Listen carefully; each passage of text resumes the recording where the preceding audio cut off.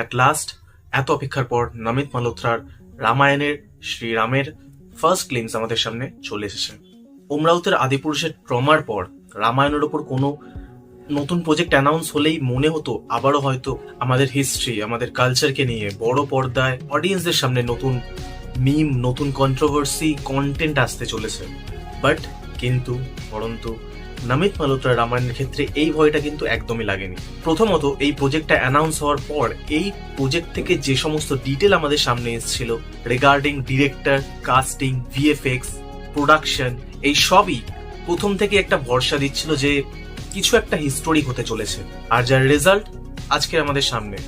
আর আদিপুরুষ, এই frame two frame কম্প্যারিজনটা দেখে তোমরা হয়তো বুঝতেই পারছো যে রামায়ণের মতন এপিক বানাতে গেলে কতটা ডেডিকেশন, ডিভোশন আর সব থেকে বড় জিনিস কতটা বড় ভিশন লাগে, যেটা ওমরাওতে ছিল না। সো এবার আসি টিজারে। এই টিজারে দেখানো ফ্রেমগুলো এক একটা ওয়ালপেপারের মতো। This is cinematic masterpiece. Just imagine IMAX থিয়েটারে এটা দেখার এক্সপিরিয়েন্স কেমন হতে পারে। আর আমি কোনো এক্সাজারেট করে বলছি না, হয়তো এই এক্সপিরিয়েন্স হলিউডের আভাতারকেও ছাড়িয়ে যেতে পারে। এই টিজারের যে ডিটেলস গুলো আমি লক্ষ্য করেছি, যেটা হয়তো তোমরাও অনেকে লক্ষ্য করনি, সেগুলো আগে বলি। টিজারের ফার্স্ট শট একটা ওয়ার সিকোয়েন্স দিয়ে স্টার্ট হচ্ছে। আই থিঙ্ক এটা ফিল্মের স্টার্ট, যেটা দেবাসুর সংগ্রাম দিয়ে স্টার্ট হতে চলেছে। আর এই যুদ্ধে রাজা দশরথ অংশগ্রহণ করেছিলেন, যেটা রাজা দশরথের রানী কৈকেয়ীকে দেওয়া দুটি বরের স্টোরিকে ফলো করে। তবে আমি এক্স্যাক্টলি বলতে পারবো না ফিল্মেও এইভাবেই সিকোয়েন্সটাকে ফলো করা হবে কি না। It's just a theory. আর যারা ভেবেছিল এটা শ্রীরাম এবং রাবণের মধ্যে যুদ্ধের কোনো ব্যাটেল সিকোয়েন্স হতে পারে, তাদের জন্য বলে দিই, এই সিনে ক্লিয়ারলি দেখা যাচ্ছে দেবতা এবং অসুররা একে অপরের সাথে যুদ্ধ করছে। এখানে কোনো বানর সেনা নেই, সুতরাং এটা এক্সপেক্ট করাই যায় যে এটা দেবাসুর সংগ্রামের ইভেন্টটাকে ফলো করছে। ওকে, তো নেক্সট শটে আমরা শ্রীরামের একটা লুক দেখতে পাই, যেটার পোস্টার আগেও রিলিজ করা হয়েছে। And look at this shot, এক কথায় ডিভাইন। নেক্সট শটে বনবাসে শ্রীরাম এবং টি রাক্ষসের ব্যাটেল সিন দেখানো হয়, যেটার ব্যাপারে একটু পরে বলছি। আর এর পরেই মা সীতার স্বয়ম্বরে শ্রীরামের হাতে ভগবান শিবের ধনুক পিনাকের একটা গ্লিমস দেখতে পাই।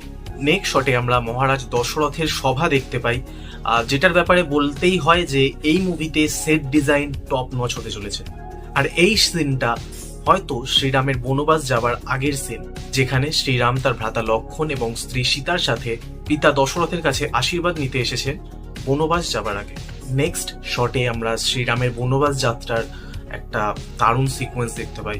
And trust me, as per sources, এই সিনটার ব্যাকগ্রাউন্ড স্কোর বানানোর জন্য এআর রহমান হোক বা হান্স জিমার হোক, দুজনেই সেই স্যাডনেস ফিল করেছেন।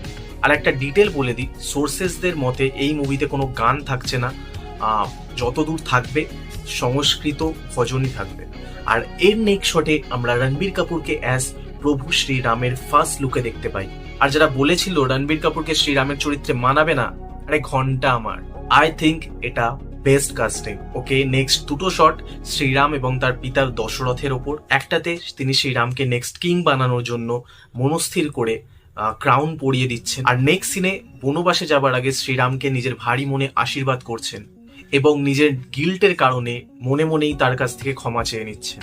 নেক্সট আমরা শ্রীরামের কিছু অ্যাকশন গ্লিমস দেখতে পাই, যার মধ্যে এই সিনটা আই থিঙ্ক এটা তারকা, যাকে মারার জন্য শ্রীরাম এবং তার ভ্রাতা লক্ষণ ঋষি বিশ্বামিত্রর সাথে বেরিয়েছিলেন।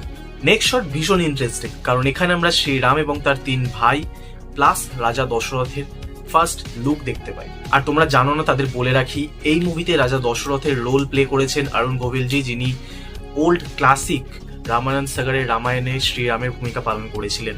নেক্সট কিছু মন্টাজ সিনস, যেখানে শ্রীরামের অস্ত্র পরিচালনা এবং তার সাথে সেই সোনালী হরিণের ফার্স্ট লুকও দেখতে পাই। এর নেক্সট শট আমার এই টিজারের সব থেকে বেস্ট শট বলে মনে হয়েছে, যেখানে রাজা দশরথ তার শেষ সময় শ্রীরামকে তার নাম ধরে ডাকছেন এবং সেই ডাক শ্রীরামের কানে পৌঁছচ্ছে, এবং এই পুরো সিকোয়েন্সটা এক কথায় দারুণ। তোমাদের এই শটটা কেমন লেগেছে আমাকে কমেন্ট করে জানিও।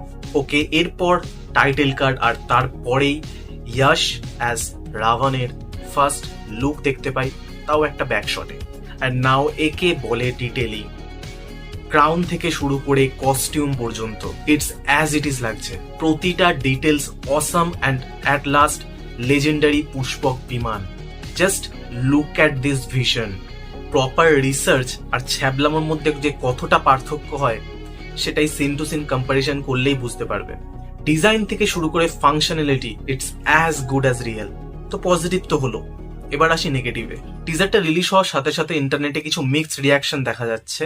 কেউ বলছে টিজারটা ভালো, কেউ বলছে টিজারটায় রণবীর কাপুরকে অ্যাজ রাম একদমই মানাচ্ছে না, ভিএফএক্স এর ওভার ইউজ হয়েছে, কেউ বলছে এআই ইউজ হয়েছে। আমি বলছি দিস ইজ অল বুলশিট। হ্যাঁ, আমারও টিজারে কিছু ফ্ল মনে হয়েছে। টিজারের ফার্স্ট শটটাই একটু গ্লিটারি মনে হচ্ছে, যেখানে ফ্রেম প্রপার রেন্ডার হয়নি এমন মনে হয়। হ্যাঁ, এটা বুঝতে হবে এটা কিন্তু purely film for IMAX. Ramayana যেহেতু ভিএফএক্স হেভি মুভি হতে চলেছে, যেখানে ফার্স্ট শটেই আমরা একটা হেভি ব্যাটেল দেখতে পাচ্ছি, যেখানে ভিএফএক্স এর প্রচুর পরিমাণে ইউজ করা হয়েছে, তার জন্য হয়তো একটু গ্লিটারি ফিল হতে পারে। নেক্সট, একটু আগে যে শটটার কথা বলছিলাম, এই সেই শটটা। এখানে ভিএফএক্স ভীষণভাবে হাইলাইট হচ্ছে, যার জন্য শটটা রিয়েল ফিল হচ্ছে না। যদিও মুভি রিলিজ হতে অনেক দিন বাকি, আর তার আগে আশা করি এই সমস্ত জিনিসগুলো পলিশ হয়ে যাবে। আই থিঙ্ক এই কিছু ফ্লস মেকাররা অ্যাড্রেস করে সেগুলোকে ঠিক করে দিলেই রামায়ণ নিয়ে আশা করি আর কারোর কোনো কমপ্লেন থাকার কথা নয়। অ্যাট লাস্ট এটুকুই বলবো, আমার টিজারটা দারুণ লেগেছে পার্সোনালি, আর আমি শিওরলি বলছি রামায়ণ ইন্ডিয়ান মুভির আপটেক পুরোপুরিভাবে চেঞ্জ করে দিতে চলেছে। আমি এতে বারাণসীকেও ইনক্লুড করছি, বাট সেটা অন্য টপিক, অন্য ভিডিওর টপিক। আসলে এই টিজারটা তোমাদের কেমন লাগছে সেটা আমাকে কমেন্ট করে জানিও। যদি ভিডিওটা ভালো লাগে তো দেন আজকের জন্য এটুকুই।